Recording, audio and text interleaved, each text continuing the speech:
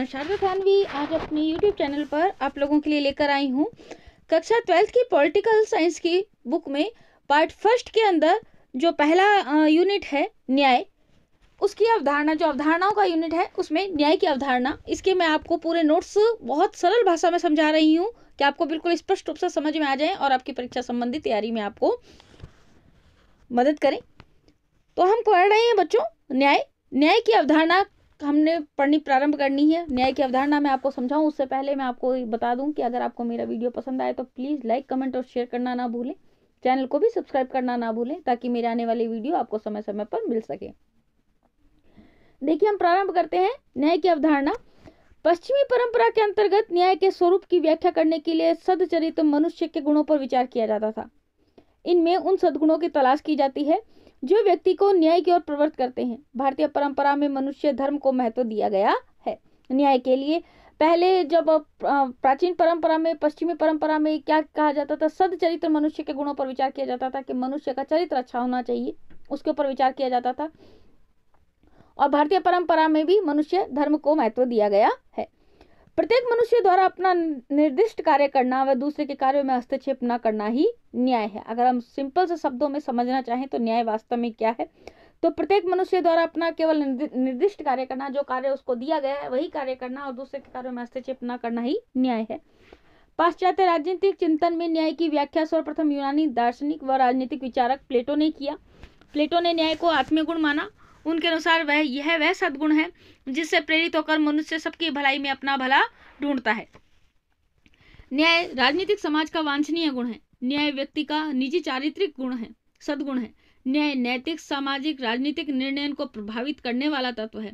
मध्यकालीन ईसाई विचारकों में संत ऑगस्टाइन व थॉमस एक्विनास ने न्याय की अपने ढंग से व्याख्या की है। आधुनिक चिंतन में Hobbes, Hume, Karl Marx, Kant एवं मिल ने अपने चिंतन में न्याय को महत्वपूर्ण स्थान प्रदान किया है।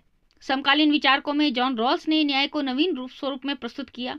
प्लेटो का न्याय संबंधी विचार देखिए। प्लेटो के न्याय संबंधी विचार को स्पष्ट समझने की कोशिश कीजिए। प्लेटो का न्याय से तात्पर्य है प्रत्येक व्यक्ति द्वारा अपना निर्दिष्ट कार्य करना और दूसरों के कार्यों में हस्तक्षेप न करना। प्लेटो ने न्याय को मौलिक सद्गुण मानते हुए कहा कि हम सभी अपेक्षित हितों को साधने में सहायक बने। प्लेटो ने अपनी पुस्तक रिपब्लिक, ध्यान देने योग्य बात है बेटा, प्लेटो ने जो अपनी पुस्तक है, प्लेटो का जो पुस्तक का नाम है वो है रिपब्लिक, में न्याय को समझने के लिए पुस्तक का दूसरा, तीसरा और चौथा में काफी रोचक विश्लेषण किया है। इलेस्टिन ने लिखा कि न्याय के विचार विमर्श में प्लेटो के राजनीतिक दर्शन के सभी तत्व निहित हैं। प्लेटो न्याय के दो रूप मानता है, व्यक्तिगत न्याय, सामाजिक और राज्य संबंधी न्याय। प्लेटो की मान्यता थी कि मानवीय आत्मा में तीन तत्व पाए जाते हैं, जिनमें होता है, तीन तत्व कौन कौन से होते हैं, बुद्धि, शौर्य और तृष्णा। इन तीनों तत्वों की मात्रा के अनुसार उसने समाज व राज्य में तीन वर्ग स्थापित किए। शासक वर्ग, जिसमें बुद्धि का अंश सर्वाधिक पाया जाता है, सैनिक वर्ग व रक्षक वर्ग, जिसमें शौर्य व साहस वर्ग की अपेक्षाकृत, जिसमें साहस जो है शौर्य की अपेक्षा ज्यादा पाया जाता है। उत्पादक वर्ग या सहायक वर्ग, इसमें इंद्रिय, तृष्णा व इच्छा तत्व की अधिकता पाई जाती है। सभी मनुष्य में तीनों तत्व न्यूनाधिक मात्रा में पाए जाते हैं, किसी में कम पाए जाते हैं तो किसी में ज्यादा पाए जाते हैं। प्लेटो के अनुसार आत्मा में निहित न्याय का विचार वास्तव में राज्य में निहित न्याय का ही सादृश्य है। जिस प्रकार व्यक्ति की आत्मा में विद्यमान न्याय व्यक्तित्व के विभिन्न पक्षों को परस्पर संतुलित करता है, उसी प्रकार राज्य में व्याप्त न्याय समाज के तीनों वर्गों में सामंजस्य स्थापित करता है। प्लेटो ने अपने न्याय के सिद्धांत की एक नैतिक सिद्धांत के रूप में प्रतिपादित किया, न कि कानूनी सिद्धांत के रूप में। उनका न्याय सिद्धांत कार्य विशेषीकरण के सिद्धांत पर आधारित है, जो प्रत्येक व्यक्ति को समाज के प्रति विशेष योगदान हेतु प्रेरित करता है। इस तरह राज्य के तीनों वर्गों को अपने अपने निर्दिष्ट कार्य क्षेत्र की परिधि में ही कार्य करना चाहिए। दूसरों के कार्यों में अनावश्यक हस्तक्षेप को प्लेटो व्यक्ति व राज्य दोनों के लिए अनिष्टकारी मानता है। अब पढ़ेंगे हम अरस्तु के न्याय संबंधी विचार। प्लेटो के शिष्य अरस्तु के अनुसार न्याय का सरोकार मानवीय संबंधों के नियमन से है। अरस्तु का विश्वास था कि लोगों के मन में न्याय के बारे में एक जैसी धारणा के कारण ही राज्य अस्तित्व में आता है। प्रयोग क्षेत्र के आधार पर अरस्तु न्याय के दो रूप प्रस्तुत करता है। वितरणात्मक न्याय, अरस्तु वितरणात्मक न्याय के अंतर्गत शक्ति व संरक्षण का वितरण व्यक्ति की योग्यता व योगदान के अनुरूप करने की बात कहता है। वह आनुपातिक समानता का पक्षधर है। समानता के अनुसार लाभ एवं उत्तरदायित्व व्यक्ति की क्षमता व सामर्थ्य के अनुपात में ही होना चाहिए। दूसरा जो प्लेटो का न्याय है वो है सुधारात्मक न्याय, अरस्तु का न्याय। अरस्तु का सुधारात्मक न्याय से तात्पर्य ऐसे न्याय से है जो नागरिकों के अधिकारों की अन्य व्यक्तियों के द्वारा हनन की रोकथाम पर बल देता है। सुधारात्मक न्याय में राज्य का उत्तरदायित्व है कि वे व्यक्ति के जीवन, संपत्ति, स्वतंत्रता की रक्षा करें। वितरणात्मक न्याय राज्य द्वारा दी गई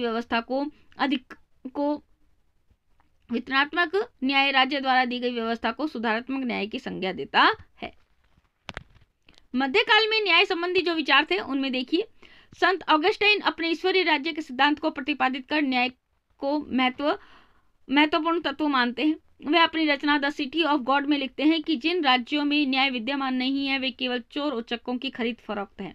थॉमस एक्विनास कहते हैं, कानून व न्याय को परस्पर संबंधित मानते हुए न्याय को परिभाषित करते हुए कहते हैं कि न्याय एक व्यवस्थित और अनुशासित जीवन व्यतीत करने तथा उन कर्तव्यों का पालन करने में निहित है जिनकी व्यवस्था मांग करती है।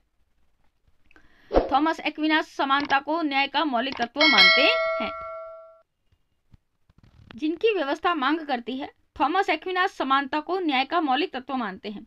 आधुनिक काल में न्याय संबंधी धारणा, आधुनिक युग में डेविड ह्यूम 1711 से 76 के अनुसार न्याय का अर्थ नियमों की पालना मात्र है और ये नियम सर्वहित का आधार है। उपयोगितावाद के प्रवर्तक जेरेमी बेंथम ने कहा कि प्राकृतिक कानून यथार्थ मूल्यों को धुंधला कर देती है। सार्वजनिक वस्तुओं, सेवाओं इत्यादि का वितरण उपयोगिता के आधार पर होना चाहिए, जिसका सूत्र अधिकतम लोगों का अधिकतम सुख है। जॉन स्टुअर्ट मिल ने न्याय को सामाजिक उपयोगिता का तत्व माना है। उनका तर्क है कि मनुष्य अपने लिए सुरक्षा की कामना करते हैं, इसलिए वे नैतिक नियम स्वीकार कर लेते हैं जिनमें दूसरे भी वैसे ही सुरक्षा अनुभव कर सकें।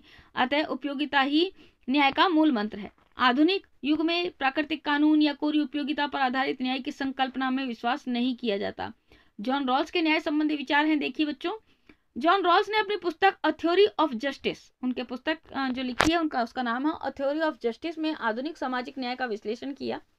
रॉल्स न्याय के उस परंपरागत विचार से असंतुष्ट हैं जो एक सामाजिक संस्था को न्यायप्रद बनाने को बल देते हैं। उन्होंने उपयोगितावादियों के अधिकतम व्यक्तियों के अधिकतम सुख पर आधारित न्याय की धारणा को त्रुटिपूर्ण बताते हुए कहा कि यह सिद्धांत बहुमत की अल्पमत पर तानाशाही स्थापित करता है। रॉल्स संवैधानिक लोकतंत्र में न्याय के दो मौलिक नैतिक सिद्धांतों का प्रतिपादन करते हैं, अधिकतम स्वतंत्रता का सिद्धांत, अज्ञानता के पर्दे का सिद्धांत। दो सिद्धांतों का प्रतिपादन किया, एक तो अधिकतम स्वतंत्रता का सिद्धांत और एक फिर अज्ञानता के पर्दे का सिद्धांत। अधिकतम स्वतंत्रता स्वयं स्वतंत्रता की सुरक्षा के लिए आवश्यक है। इस सिद्धांत के अंतर्गत प्रत्येक व्यक्ति को व्यापक स्वतंत्रता प्राप्त होती है जो उस जैसे अन्य व्यक्तियों को भी उपलब्ध रहती है। आर्थिक सामाजिक कल्याण, व्यक्ति व राज्य द्वारा ऐसी सामाजिक आर्थिक स्थितियां स्थापित की जाती हैं जो सबके लिए कल्याणकारी हों। अब जॉन रॉल्स का अज्ञानता के पर्दे का सिद्धांत बच्चों परीक्षा की दृष्टि से बहुत महत्वपूर्ण है, कई बार आया हुआ है। ये क्या है, देखिए। सबकी प्रगति के लिए वह अज्ञानता के पर्दे के सिद्धांत को स्थापित करते हैं। कौन करते हैं? जॉन रॉल्स का सिद्धांत है ये। रॉल्स के अनुसार न्याय के नियमों का निर्माण करने से पूर्व मनुष्य अज्ञानता के पर्दे के पीछे है, अर्थात वे अपनी उस मूल स्थिति में आ जाते हैं जहां वे योग्यताओं, हितों, क्षमताओं आदि के समान हो जाते हैं। इस स्थिति में न्याय की सर्वप्रथम मांग सबको समान स्वतंत्रता तथा अवसरों की उचित समता ही होती है, अर्थात जीवन के मूलभूत आवश्यकताओं से जुड़ी वस्तुओं का बिना किसी भेदभाव के वितरण हो। इस नियम से विलक तभी हुआ जा सकता है जब इससे हीनतम को अधिकतम लाभ मिले। भारतीय राजनीतिक चिंतन में न्याय क्या है? प्राचीन भारतीय चिंतन में विद्यमान धर्म की धारणा प्लेटो के न्याय सिद्धांतों से काफी मिलती जुलती है। धर्म की प्राचीन भारतीय धारणा व्यक्ति को समाज में उसके नियत स्थान एवं निर्दिष्ट कर्तव्यों का अभिज्ञान कराती है। स्वधर्म का भाव व्यक्ति को उसके कर्तव्यों का बोध कराता है। मनु, कौटिल्य, शुक्र, बृहस्पति, विदुर, सोमदेव ने भी प्लेटो की भांति राज्य व्यवस्था में न्याय को महत्वपूर्ण स्थान प्रदान किया है। लेकिन जहां प्लेटो की न्याय का अवधारणा मूलतः राजनीतिक व सामाजिक थी, वहीं भारतीय चिंतन में न्याय के कानूनी रूप को भी स्वीकार कर लिया गया था। मनु व कौटिल्य दोनों ने ही न्याय की निष्पक्षता की राज्य व्यवस्था की न्याय की निष्पक्षता को राज्य व्यवस्था की आधारभूत प्रवृत्ति माना है। अब पढ़े हम न्याय के विविध रूपों के बारे में। 5 प्रकार के होते हैं न्याय। नैतिक न्याय सबसे पहला जो प्रकार है वो है, ये न्याय के प्रकार है। न्याय की मूल धारणा नैतिकता पर आधारित है। इसमें कुछ सर्वव्यापक अपरिवर्तन प्राकृतिक नियम है। जो व्यक्तियों के आपसी संबंधों को निरूपित करते हैं। इन प्राकृतिक नियमों व प्राकृतिक अधिकारों पर आधारित जीवन व्यतीत करना ही नैतिक न्याय है। सामान्य अर्थ में व्यक्तियों का आचरण सदाचारी होता है तो उसे नैतिक न्याय की अवधारणा की अवस्था कहा जाता है। प्लेटो से लेकर वर्तमान तक सभी चिंतक सत्य, करुणा, अहिंसा, वचनबद्धता, उदारता आदि सद्गुणों को नैतिक सिद्धांत मानते हैं। अब आता है कानूनी न्याय। राजनीति में कानूनी व्यवस्था को न्याय की न्याय व्यवस्था भी कहा जाता है। कानूनी न्याय की व्यवस्था में वे सभी नियम और कानून शामिल हैं जिनका नागरिक स्वाभाविक रूप से अनुसरण करते हैं। कानूनी न्याय की धारणा दो बातों पर बल देती है। सरकार द्वारा निर्मित कानून न्यायोचित होने चाहिए। सरकार द्वारा ऐसे कानूनों को न्यायपूर्ण ढंग से लागू करने चाहिए। कानूनों के उल्लंघन की स्थिति में निष्पक्ष को दंड का प्रावधान किया जाना चाहिए। राजनीतिक न्याय से आशय राजनीतिक व्यवस्था में व्यक्तियों को समान अधिकार अवसर प्राप्त होने चाहिए। राजनीतिक न्याय से आशय राजनीतिक व्यवस्था में व्यक्तियों को समान अधिकार अवसर प्राप्त होने चाहिए। राजनीतिक न्याय सभी व्यक्तियों के कल्याण पर आधारित होता है। ऐसा न्याय केवल प्रजातांत्रिक राजनीतिक व्यवस्थाओं में ही प्राप्त किया जा सकता है। राजनीतिक न्याय प्राप्त करने के साधन कौन कौन से हैं? वयस्क मताधिकार, विचार, भाषण व अभिव्यक्ति की स्वतंत्रता, बिना किसी भेदभाव के सार्वजनिक पद पर आसीन होने का अधिकार व समान अवसरों की व्यवस्था, संविधान व संवैधानिक शासन की व्यवस्था आदि।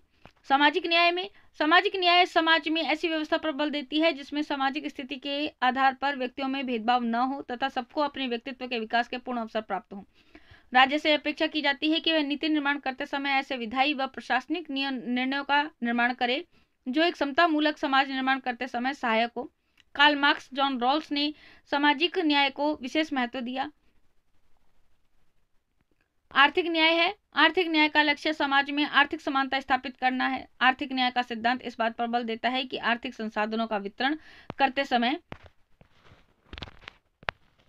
राज्य व्यवस्था को व्यक्ति की आर्थिक स्थिति को ध्यान में रखते हुए आर्थिक संसाधनों का वितरण करना चाहिए। आर्थिक विषमता को दूर करने के लिए आर्थिक न्याय के लक्ष्य की प्राप्ति के लिए व्यक्तिगत संपत्ति के अधिकार को सीमित करने की आवश्यकता है।